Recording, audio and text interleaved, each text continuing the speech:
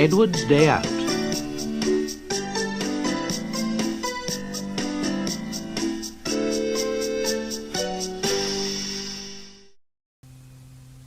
Once upon a time there was a little engine called Edward.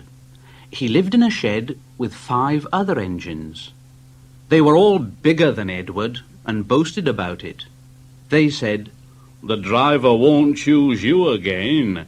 He wants big, strong engines like us." Edward hadn't been out for a long time, and he began to feel sad. Just then, the driver and fireman came along to start work. The driver looked at Edward and said, "What's the matter? Are you feeling sad? Would you like to come out today? And Edward said, "Oh, yes, please." So the fireman lit the fire and made a nice lot of steam. Then the driver pulled the lever and Edward puffed away. And he blew his whistle. "Look at me. Look at me. Look at me. Look at me. Look at me. Look at me." The other engines were very cross at being left behind, and away went Edward to get some coaches. "Look at me. Look at me. Look at me. Look at me." At last, Edward found the coaches, and they said, "Oh, please be careful, Edward. Don't bump and bang us like the other engines do."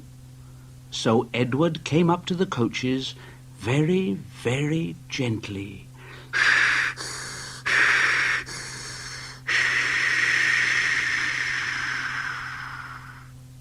And the shunter fastened the coupling. The coaches were very pleased. "Thank you, Edward.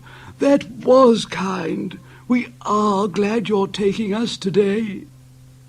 Then they went to the station where the people were waiting. "Here we are. Here we are. Here we are. Here we are. Here we are.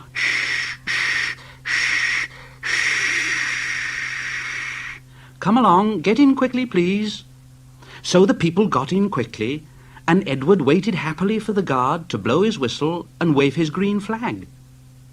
He waited and waited, and there was no whistle and no green flag. Edward was getting anxious. "Where is that guard?" The driver and fireman asked the station master.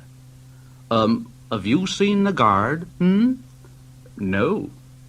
They asked the porter. Have you seen the guard? Yes, last night." Edward began to get cross. Are we ever going to start? Just then, a little boy shouted, "Here he comes!"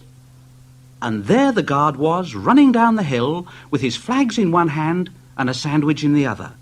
He ran onto the platform, blew his whistle, and jumped into his van. Edward puffed off.